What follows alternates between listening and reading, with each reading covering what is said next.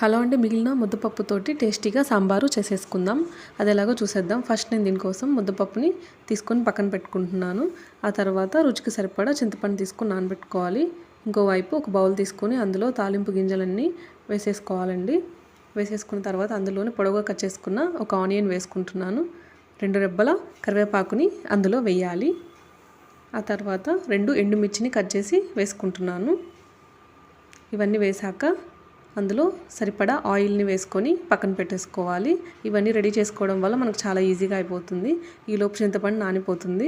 చింతపండుని మనం ఒత్తేసి ముందుగా పక్కన పెట్టుకున్న ముద్దపప్పులో వేసుకొని కలిపేసుకోవాలండి.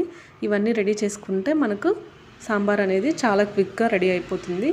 ఈలోపు మనం ముందుగా రెడీ చేసుకున్న బౌల్ని గ్యాస్ మీద పెట్టేసుకొని వేయించుకోవాలి. ఆనియన్స్ కలర్ చేంజ్ అయ్యే వరకు వేయించుకొని ఆ తర్వాత మనం రెడీ చేసుకున్న ముద్దపప్పు చింతపండు పులుసుని అందులో వేసేసుకొని కలిపేసుకోవాలి. అదే గిన్నెలో వాటర్ యాడ్ చేసుకొని మొత్తం మనకు సరిపడా వాటర్ యాడ్ చేసుకోవాలి. ఆ తర్వాత ఇంట్లో చేసిన సాంబార్ పొడి అండి, ఇది 1.5 స్పూన్ వేస్తున్నాను, సరిపోతుంది.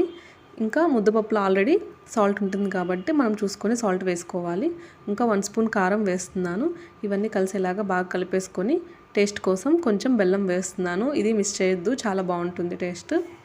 ఇవన్నీ కలిసేలాగా మరిగించుకొని లాస్ట్లో కొత్తిమీర వేసుకొని దించేసుకోవడమే అండి. ఇది చాలా చాలా టేస్టీగా ఉంటుంది. మనకి పప్పు మిగిలినప్పుడు వేస్ట్ అవ్వకుండా ఇలా చేసేసుకోవచ్చు. ఒకసారి మీరు కూడా ట్రై చేయండి.